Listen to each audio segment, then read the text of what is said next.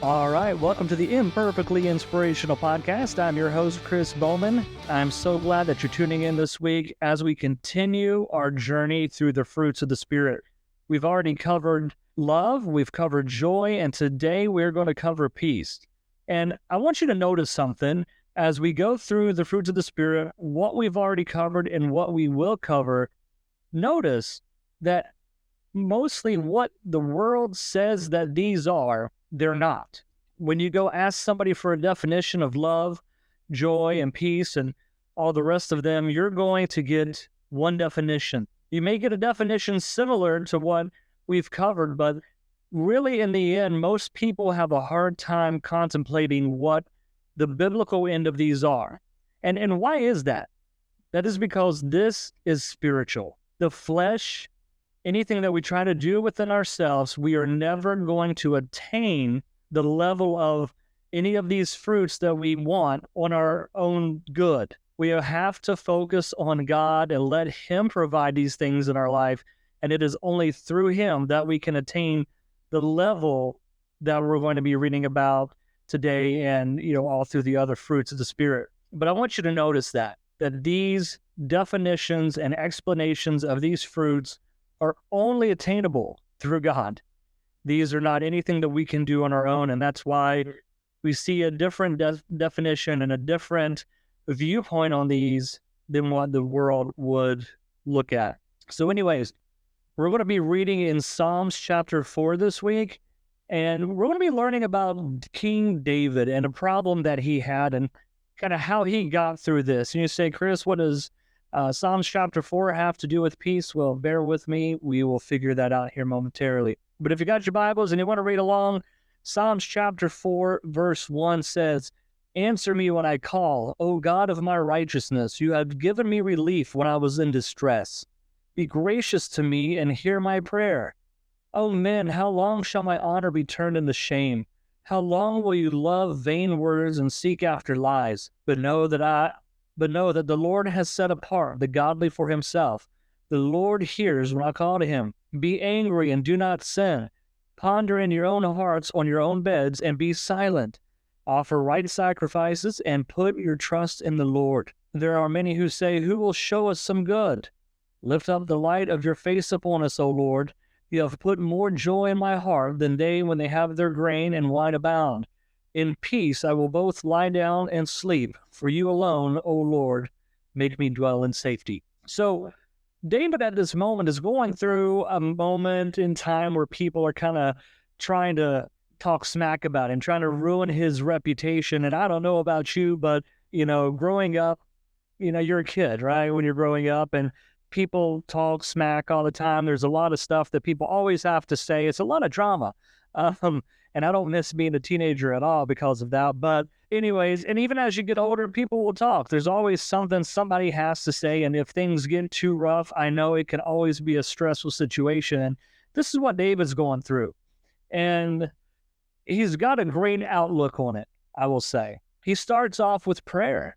He's very fervent in his prayer. We go to verse 1, "Answer me when I call, O God of my righteousness." And he goes back to remember what God has done for him. He says, "You have given me relief when I was in distress. Be gracious to me and hear my prayer." At this moment, he is very dedicated in this prayer. He's very, I'll say, animated.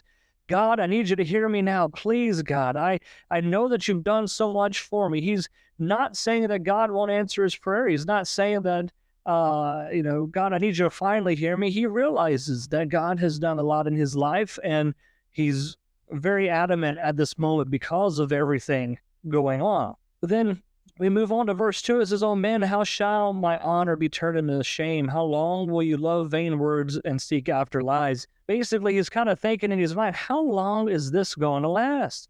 How long can these people just keep up this charade? But then he remembers something. In verse 3, "But know that the Lord has set apart the godly for Himself. The Lord hears when I call to Him." He's sitting there focused for a moment on the world and the things that are going on. But then he remembers, and I want to put it this way, he remembers that there's sin in the world. Remember, this world is not a righteous world. This world is a sinful world full of death, full of destruction. So David remembers at that moment that, wait a minute, you know what? I'm kind of in this sinful world, but God plucks those out. He puts aside those who are godly, and he hears me when I call him. So he remembers at this moment that I'm just here in this world, but I got the God of the universe on my side. He's going to answer my prayer, and I'm set aside. I'm something that he cares about. I'm something special to him. This is what David realizes. And then at 4, he's kind of contemplating some general life things, I'll say. He says, be angry and do not sin. Ponder in your own hearts on your beds and be silent.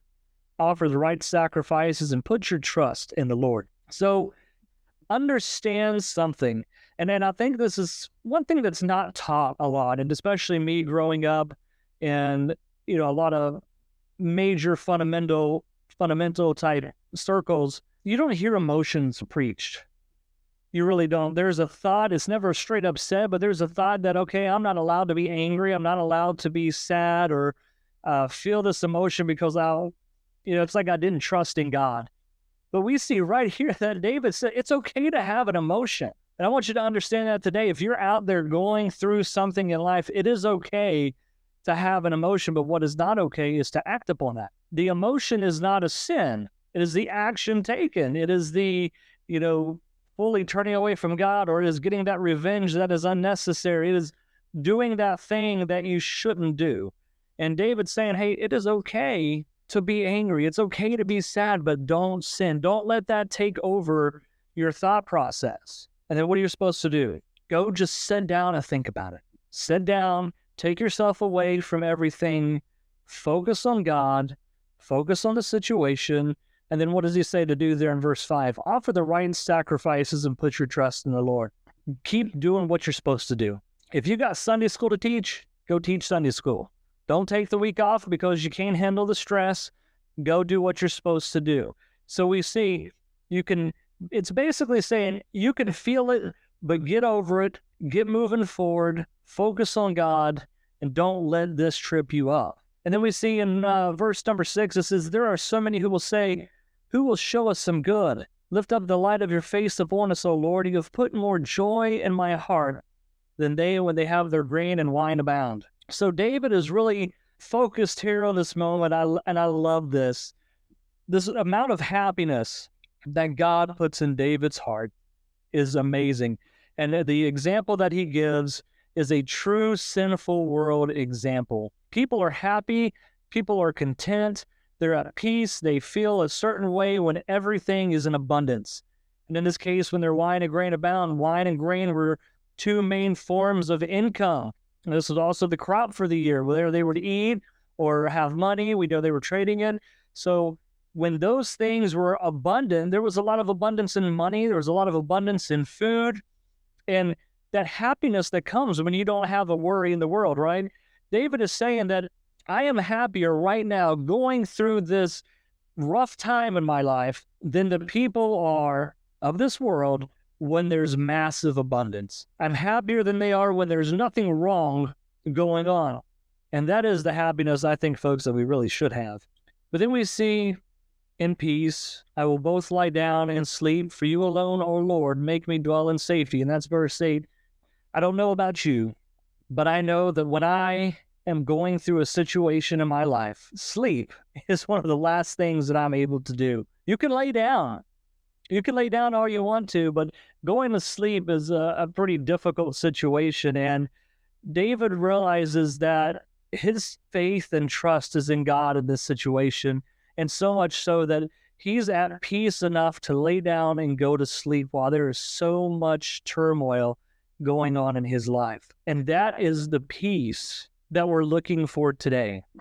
You say, well, Chris, I've lost so many things in my life, or I'm going through so much of a situation. It is hard to be at peace and hard to understand. And, I can sympathize with you. I've been through many situations in my life where I've not felt that peace that I should have. And like I said, the definitions of these fruits of the Spirit are very high up there compared to the regular earthly definitions. And that is because this is all spiritual. And the way that you can attain that spiritual, and the way that you can feel that, if you're not feeling it right now, is give it all to God.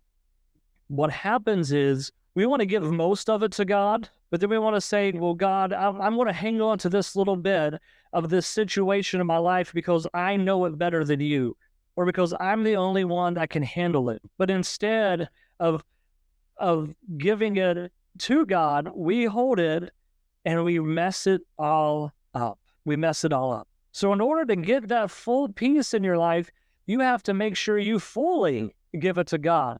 I think everything that we do, it should be 100% for God and given to God. And that is even the things that we shouldn't hold on to. You know, my kids, both of them, one more than the other, love to hold on to things. And I look at them so many times, I'm like, what is this going to benefit you? And literally, Starburst wrappers. There was one of my children one time had several Starburst wrappers just put in a little bag. I'm like, what are you going to do with these? What is that going to benefit you in your life? And I'm like, well, I don't know. I use it for this, or I make little things. That is no benefit to you. We can get you something better. And that's literally how kind of God looks at us in our life when we're holding on to these things and we're not giving them fully to Him. He's like, why are we holding on to that? Is that going to benefit you at all in your life? And that's really where we need to step back and take a look and say, you know what, God, I realize that I'm going to mess this up. I want you to have it. And before we end today, I want to share with you a story, and it's a true story of peace. And it gives a good example of what I was talking about there with David and that true peace throughout any situation. And it's a story by a lady named Marion Bond West. And it's a story, I'm just going to summarize it, but it's a story about this dog named Cheeseburger. She was out walking one day and she happened to come across this dog that was sitting on the side of the road, side of a restaurant. And this dog was just hanging out, didn't seem, too bothered in the world. But the sun was beating down right on it, and she happens to look in the restaurant and see a man sitting all by himself, and she assumed, well, this is probably the owner of the dog. So she goes in and asks him, hey, is that your dog out there? He says, well, yeah, that's my dog. I'm just getting a bite to eat. I take good care of him, no worries. Well, the lady kind of starts making a little bit of a fit, and the guy comes out and says, well, I'm sorry. The sun is beating down on him. I'm going to move him. The sun was not there when I went into the restaurant.